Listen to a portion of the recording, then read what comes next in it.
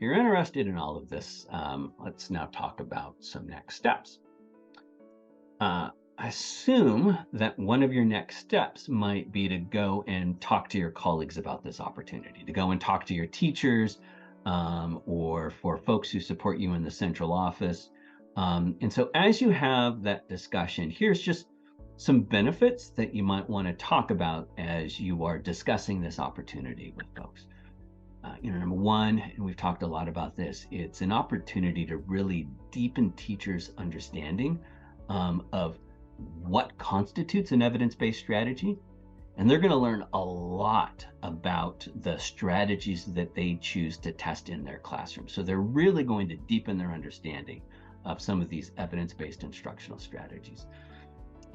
Teachers, they're going to get some tools that they can use to not only test the strategies that we offer through the Strategy Workshop app, but anything else that they're doing in their classroom. They'll be empowered to test strategies and then to use those results to actually modify and adjust and improve their instruction. We really believe that, I think that the huge benefit from engaging in these research design workshops is it really helps teachers become more reflective practitioners.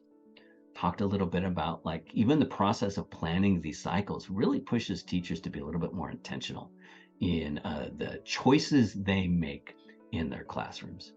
It's an opportunity to become a leader in this movement that is empowering teachers to create this knowledge base about what works in education. And so there's an opportunity for your teachers or for you to become a leader in this statewide movement that's really looking to elevate the profession and empower teachers. Teachers will, there's those 6 2-hour research design workshops. And so teachers they'll be able to benefit from those professional development sessions. And the South Carolina Department of Education has approved teachers earning up to 20 renewal credits for completing the research design workshop series. So those are some of the benefits, like some talking points as you go out and talk with your colleagues about this opportunity. So in terms of like the logistics of next steps, this slide has some important links. So if you're interested in moving forward with us, you see some steps here. First step is to complete a district or school registration form. If you are completing this at the district level, you would then need to send individual schools registration forms. Sort of once you've registered your schools, you would then identify teachers to participate in the research design workshops. And then one of our coaches will reach out to begin to schedule these sessions and have conversations with you about how you might help support your teachers as they're engaging in this process, about thinking about ways to connect some dots and make sure that this is connected to other initiatives and priorities that you have in your school and your district. And then, in the right-hand corner of this slide are just a couple of things to consider. So teachers from all content areas are welcome. So during this last school year, we were mostly focusing on math and then ELA teachers, but we're welcoming teachers from all content areas to participate in these research design workshops. Talked about them being free. So the South Carolina Department of Education is sponsoring this, so it's free to schools across South Carolina. And there is not a unlimited number of slots. So if this is something that you're interested in, it might be good to, begin the process of registering and securing one of those slots as soon as possible.